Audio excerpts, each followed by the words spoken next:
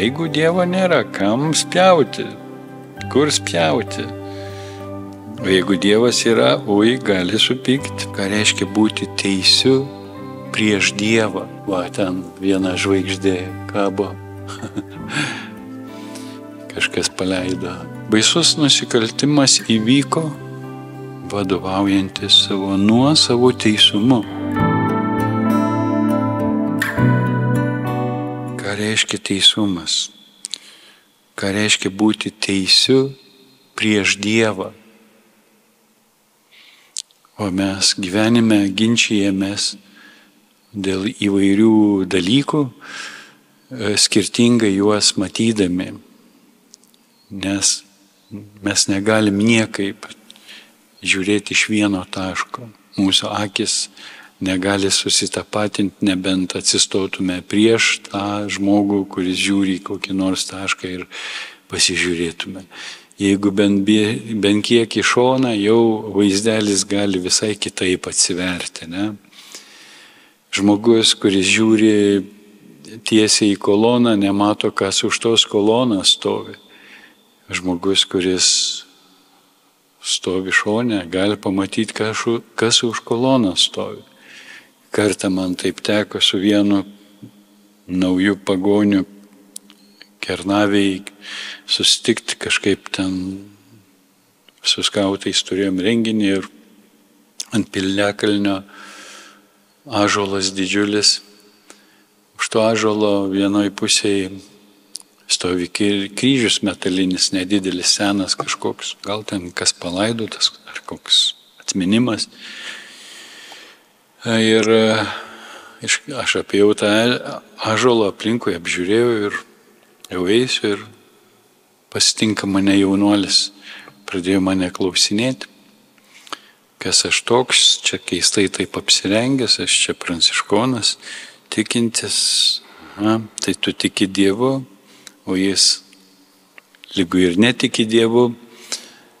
Ir pradėjom kalbėti apie tikėjimą, ką reiškia tikėti Dievu, kaip tikėti. Ir aš sakau, šiandien žmonės daugiau pretenduoja į žinojimą, o ne į tikėjimą ir maišo tas savokas.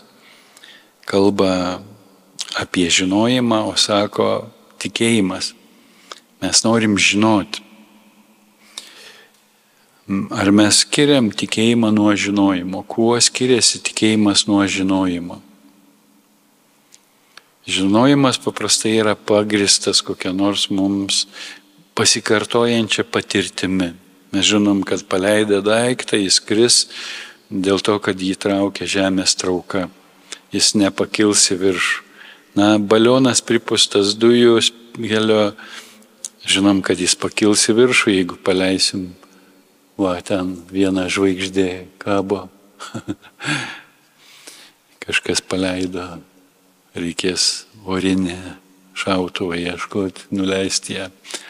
O gal tegu kabo, kokia nors proga kam nors prisibaigusi nusileis ant galvos. Bet Vilniuje, Bernardinuose būna daug balionų pakylava. Taigi mes per tam tikrą gyvenimo patirtį maždaug žinom, kaip veikia fizikos dėsniai, dalykai gyvenime vyksta į panašiai. Ir tai teikia mums tam tikrą saugumą. Ir daugelis žmonių galbūt net negalvoja, ką reiškia žodis tikėti. Nors be tikėjimo irgi neišsiverčiam niekaip. Mums reikia tikėti viens kitu žodžiu. Jeigu mes patys meluojame, tai galbūt mums sunku patikėti kito žmogaus žodžiu. Jeigu mes daug kartų buvom apgauti, irgi mums bus sunku tikėti kito žmogaus žodžiu.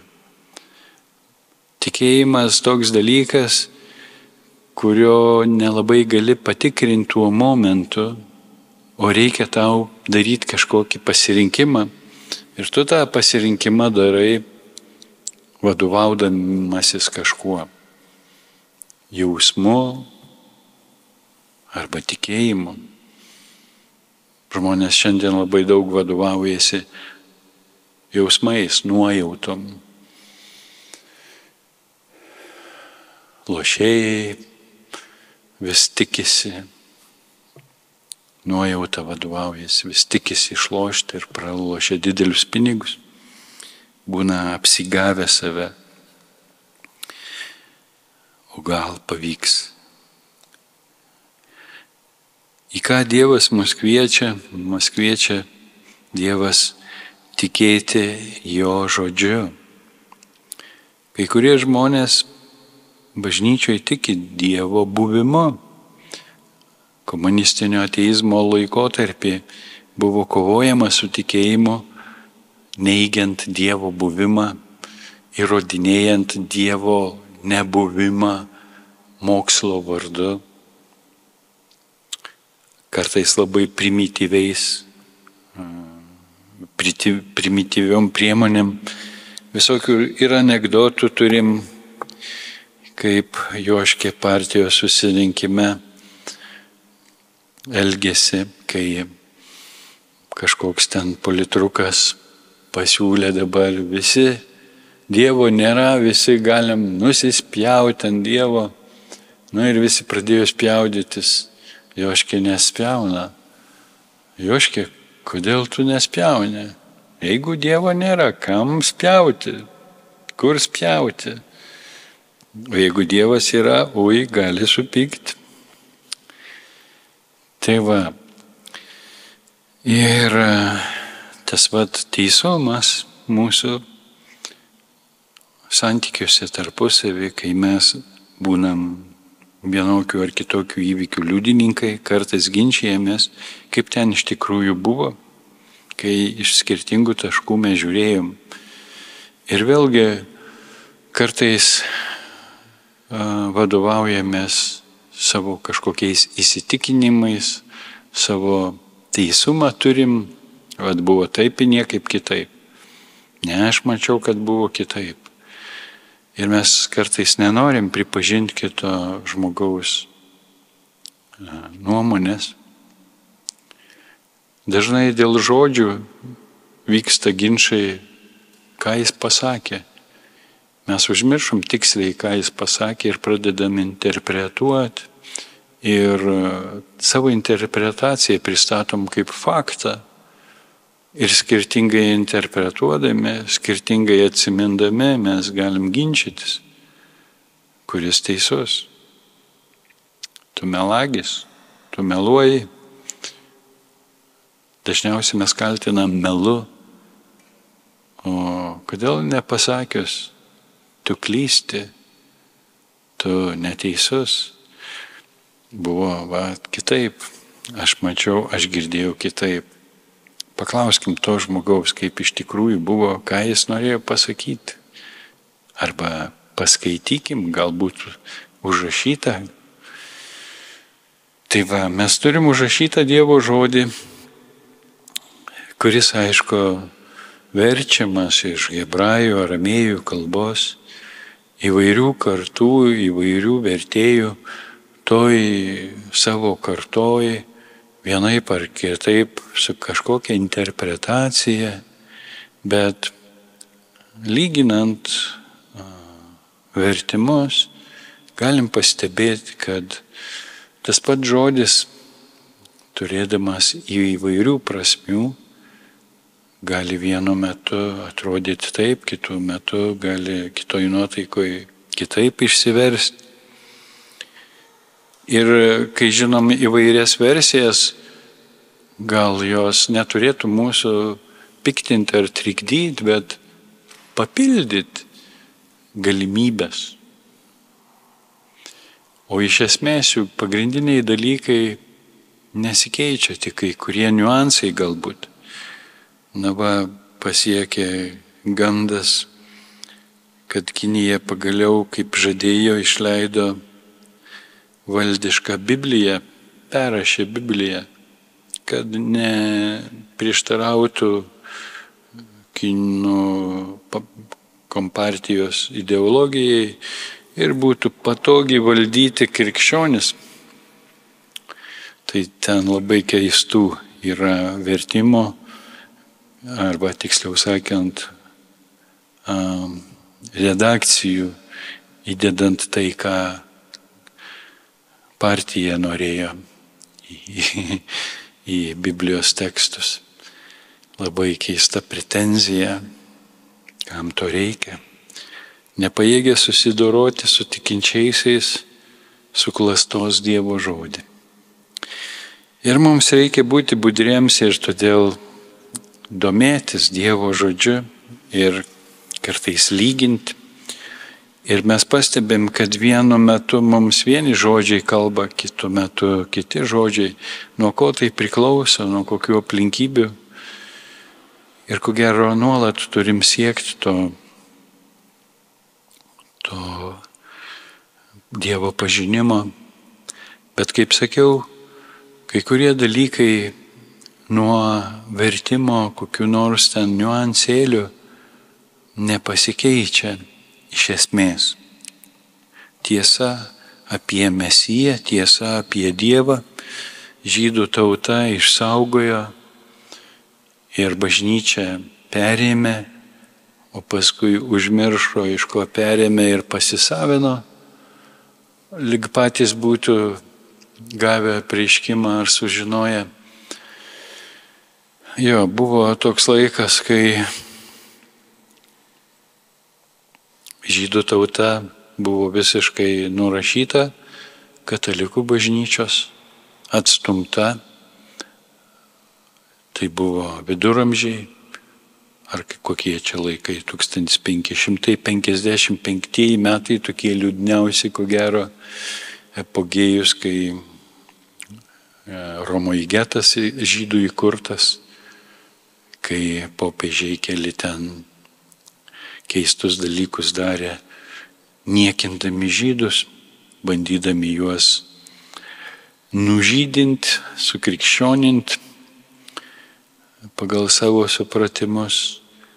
Buvo toks momentas, kai popiežius sėsdavo į sostą, rabinas Romos turėdavo atnešti jam įteikti Toros ritinį, o popiežius jį koją demonstratyviai paspirdavo į šoną.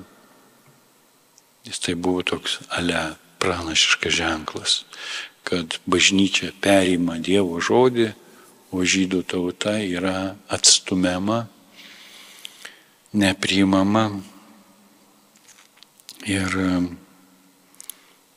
toks reikaliuks atsitiko, kad Tora, tai yra Dievo žodį, įstatymą, tą tvarką Dievo mes perėmėm kaip lobių dėžutę, bet raktelis nuo tos dėžutės pasiliko žydų tautoj ir kai kurios dalykus vėlesnėms krikščionių kartoms buvo labai sunku suprasti ir todėl iš vis buvo pageidaujama, kad nesmalsauti šventam rašte, nesmalsauti Toroj, neskaityti Senojo testamento,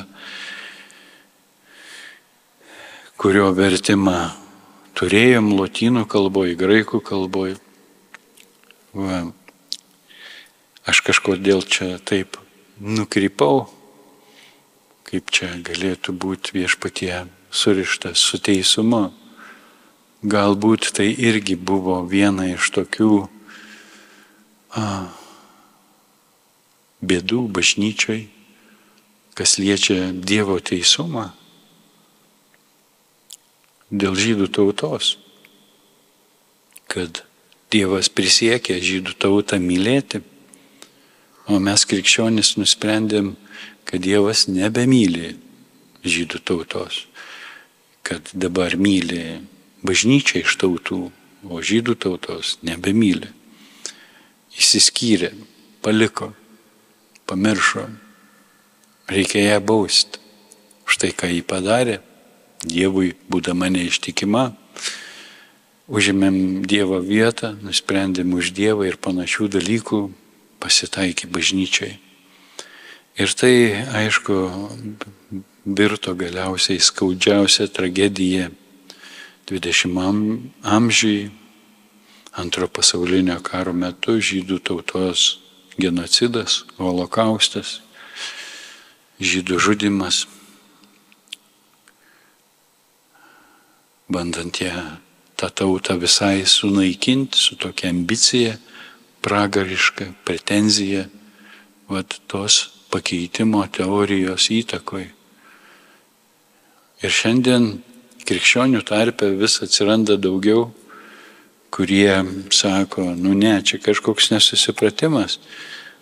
Per holokaustą kai kurie atsibudo ir sako, su žydais taip negalima elgtis, nekrikščioniška. Kas atsitiko, kodėl krikščionis, žmonės, kurie save vadina krikščionimis, taip elgėsi su žydais. Juk tai prieštarauja Dievo žodžio ir panašiai. Baisus nusikaltimas įvyko vadovaujantis savo nuosavų teisumu, nusprendus apie Dievą už Dievą, neklausant, ką Jis apie save sako. Ir dabar kelios grupės krikščionių, aišku, mažuma, kurie pagal Bibliją sako, ne, Dievas neišsižadėjo savo tautos, nenustojo jos mylėti ir jos nepaliko. Dievas turi dar daug reikalų su savo tauta. Ir jį yra tautų žmonių širdims ištirti, kaip lakmusas popierėlis, kaip testas. Ir to tyrimo daugelis neatlaikė. Ir šiandien ginčijamės vieni už tai, kad Dievas myli, kiti už tai, kad Dievas nekenčia. Kurie teisūs? Dievo žodžio šviesoje. Dievas sako, aš myliu ištikimą amžiną meilę. Netgi jeigu ir palieka trumpam, Jis nepamiršta ir neišsižada ir yra pažadėjęs, kada tik šauksitės, aš sugrįšiu ir nubausiu tuos, kurie prie jūsų kišo ranką.